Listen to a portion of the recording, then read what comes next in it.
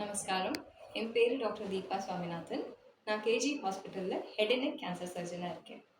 So head and neck கேன்சர்ஸ்னால் என்னது?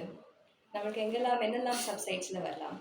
First நம்மளுக்கு வாயில் நாக்கில், தாடி எலும்பு பல்லை சுற்றி, நம்மளோட தொண்டையில் டான்சல்ஸ் இருக்கிற பகுதியில், இல்லைன்னா உணவுக்குழையோட தொடங்குற பகுதியில், இல்லைன்னா நம்மளுக்கு வாய்ஸ் பாக்ஸ் நம்மளோட லாரிங்ஸில், இந்த பகுதியில் எல்லாம் நம்மளுக்கு கேன்சர்ஸ் வரலாம். அது தவிர வேறு என்னெல்லாம் சப்சைட்ஸ்?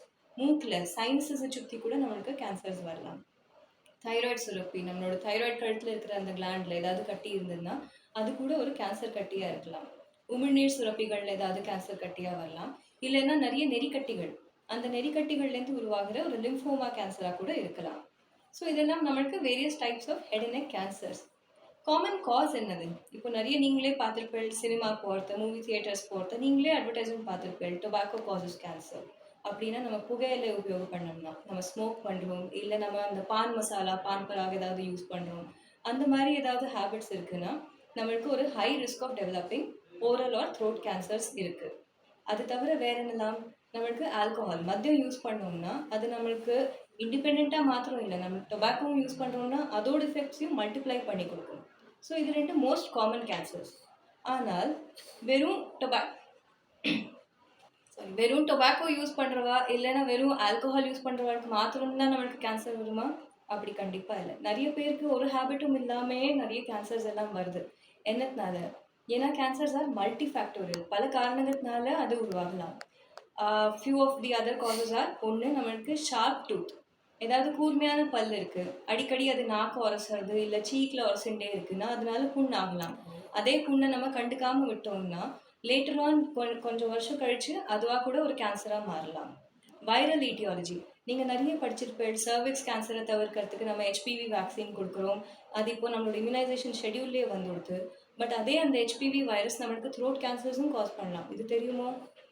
அது தவிர family history, usually head and neck கேன்சர்ஸை பொறுத்து அவ்வளோ ஸ்ட்ராங் ஜெனட்டிக் கோரிலேஷன் இருக்காது. ஆனால் ஒரு டைப் ஆஃப் தைராய்டு கேன்சரும் நம்மளுக்கு ஜெனட்டிக்காக வரலாம்.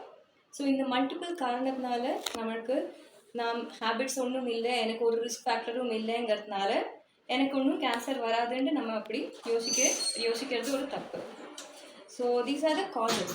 எப்படி தவிர்க்கலாம்? ஆப்வியஸ்லி நம்ம இந்த காசஸ் இருக்கிறது எல்லாமே நம்ம அவாய்ட் பண்ணோம்னா டெஃபினெட்லி நம்ம கேன்சர்ஸ் வர ரிஸ்க்கை நல்லாவே கம்மி பண்ணலாம்.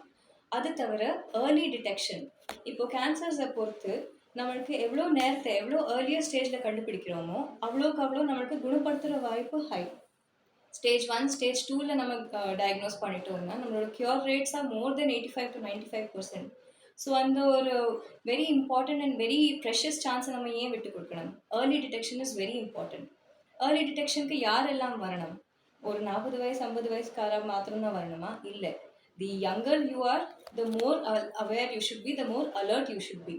ஏன்னா வெறும் அந்த ஹேபிட்ஸ் மாத்திரம் இல்லை, நம்மளுக்கு பல காரணங்கள் இருக்கிறதுனால இப்போ நம்மளோட எஸ்பெஷலி யங்கர் ஒர்க்கிங் பாப்புலேஷன், நம்ம லைஃப் ஸ்டைலே வேறு மாதிரி இருக்குது.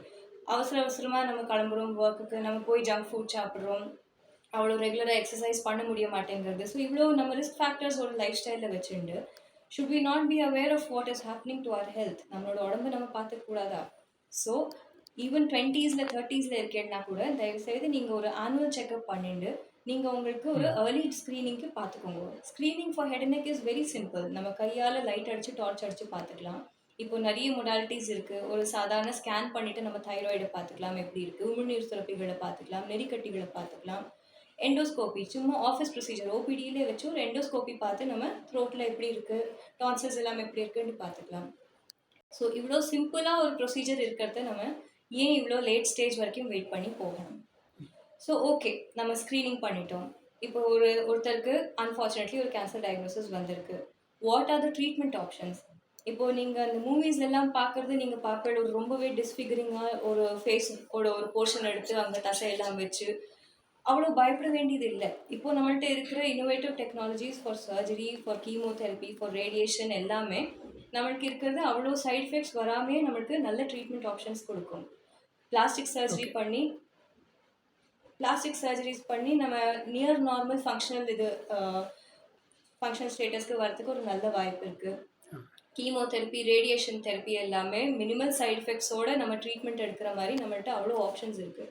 ஸோ ட்ரீட்மெண்ட்க்கு பயந்து தயவுசெய்து நம்ம அவாய்ட் பண்ணண்டாம். So with this message I would like to sign off. Youngsters வந்து ஏன் வந்துட்டு கேன்சர்னால வரமாட்டேன்றாங்க ஸ்க்ரீனிங்க்கு? என்ன காரணம் அது? ஸோ சொன்ன மாதிரி ஏர்லி டிடெக்ஷன் நம்ம ஒரு 20s 30sல இருந்தோம்னா கூட வரணும். ஆனால் நிறைய பேர் அதை அவாய்ட் பண்ணுவாங்க. ஏன்? அந்த ஸ்டிக்மா, நம்மளுக்கு கேன்சர் இருக்குங்கிற டயக்னோசிஸ் ஒரு அந்த ஃபியர்னாலே நம்ம அவாய்ட் பண்ணுவோம். நம்ம அந்த டிடெக்ஷனுங்கிற அந்த வார்த்தை பற்றியே நம்ம இதை பயந்துப்போம். இன்னொன்று என்ன, நம்மளுக்கு ஹேபிட்ஸ் இல்லையே, நம்மளுக்கு வேற ஒரு ரிஸ்க் ஃபேக்டர்ஸ் இல்லையே. ஸோ அந்த ஒரு மிஸ்கன்செப்ஷன்னால கூட நம்மளுக்கு கேன்சர் வராதுங்கிற ஒரு தைரியத்தில் இருக்கும். So like I said, cancer is not just because of tobacco alcohol. பல காரணங்கள் இருக்குது. நம்மளுக்கு வராதுங்கிற ஒரு தைரியத்தில் நம்ம இருக்கிறதோட வரத்துக்கு முன்னாடி நம்ம அதை ஐடென்டிஃபை பண்ணுறது பெட்டர். தேங்க்யூ.